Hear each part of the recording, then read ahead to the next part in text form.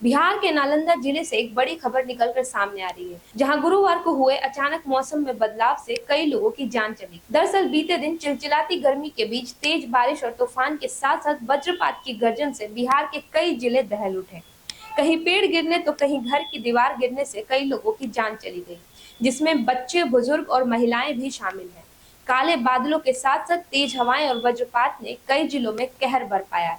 विशेष रूप से नालंदा जिले में स्थिति सबसे गंभीर रही, जहां 20 से अधिक लोगों की मौत हो गई। बेगूसराय में 5, दरभंगा में 4, मधुबनी में 3 और समस्तीपुर में 1 व्यक्ति की मौत हो गई। एक दुखद घटना में मधुबनी जिले के एक गांव में एक पिता और उनकी बेटी जो खेत में फसल को ढक रहे थे, वज्रपात की चपेट में आ गए और मौके पर ही मौत हो गई।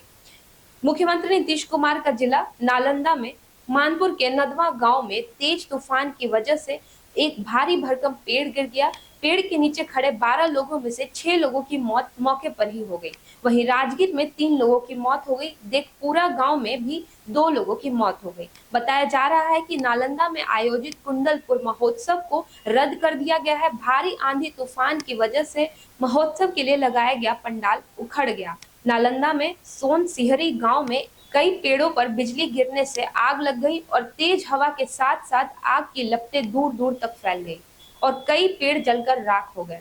नालंदा जिले में ही एक निजी स्कूल में क्लास के दौरान वज्रपात हो गया, जिससे 9 छात्राएं मौके पर ही बेहोश हो गई और कई गंभीर रूप से घायल हैं। रिपोर्ट्स के मुताबिक भारत मौसम विभाग विज्ञान आईएमडी ने पहले ही कई जिलों में ऑरेंज अलर्ट जारी किया था, जिसमें दरभंगा, पूर्वी चंपारण, गोपालगंज, पश्चिमी चंपारण, किशनगंज, अररिया, सुपौल, गया, सीतामढ़ी, शिवहर, नालंदा, नवादा और पटना जैसे जिले शामिल हैं। विभाग ने चेतावनी दी थी कि 10 और 11 अप्रैल को भी भारी बारिश, वज्रपात और तेज हवा चल सकती है। लोगों को घर के अंदर रहने और सुरक्षा उपाय का पालन करने की सलाह दी गई थी, लेकिन कई लोगों को यह चेतावनी समय नहीं मिल पाने के कारण जान माल का इतना नुकसान हो गया।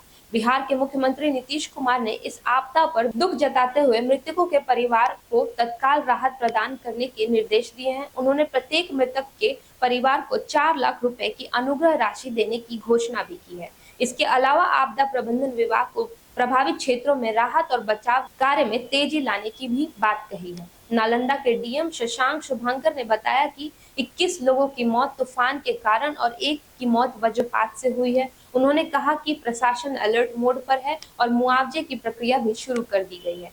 आपको बता दें कि बीते 48 घंटे में मौत का आंकड़ा बढ़ता ही जा रहा है। ऐसे में जरूरी है कि आप अपना और अपने परिवार का ध्यान रखें और मौसम विभाग द्वारा दिए गए निर्देशों का पालन करें। धन्यवाद।